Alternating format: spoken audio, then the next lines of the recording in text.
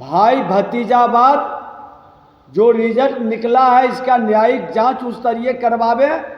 किसी भी केंद्र पर बायोमेट्रिक सिस्टम काम नहीं कर रहा था, उसको लेके हंगामा हुआ।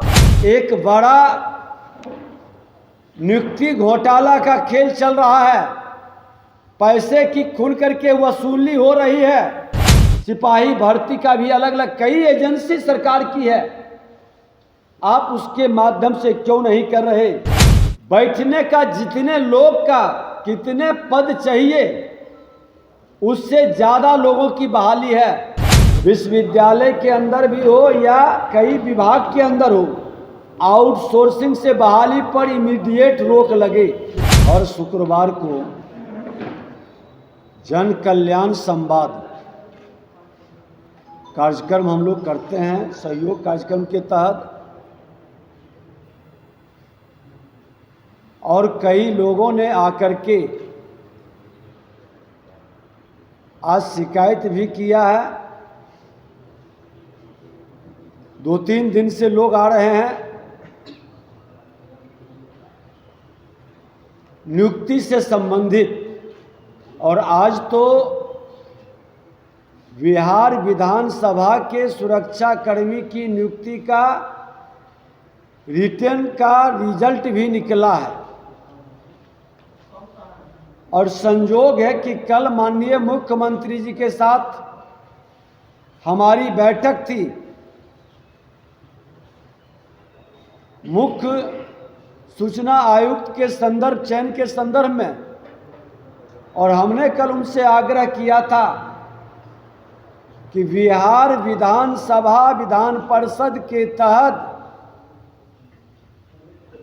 जो आउटसोर्सिंग कंपनी से बहाली हो रही है वह Indian institute of psychrometric Jadavpur Kolkata की ये आउटसोर्सिंग कंपनी है जो सक्षम नहीं है। जब हम विधानसभा अध्यक्ष थे उस पीरियड में भी ये आया था और हमने मना किया था, और 2015-20 के बाद बहाली में जो अनियमितता कुछ आई थी, हमने फाइल पर साफ शब्दों में लिखा था कि बिहार सरकार की बहाली की एजेंसी सक्षम एजेंसी है, उससे बहाली हो एक विधानसभा अध्यक्ष के नाते। और उस आदेश और निर्णय को नज़रअंदाज कर चयनित agency Indian institute of psychrometric Jadavpur Kolkata की, जिसका आर्थिक इंफ्रास्ट्रक्चर काफ़ी कमज़ोर है, ये नई एजेंसी है और ये सुरक्षित राशि भी जमा करने में सक्षम नहीं था, जिसको कम कर दिया गया था और अग्रिम देने का प्रस्ताव दिया गया था। बाद में जब हम लोगों ने आपत्ति दर्ज किया और माननीय मुख्यमंत्री जी को 8/9/2023 को पत्र भेजा, महामहिम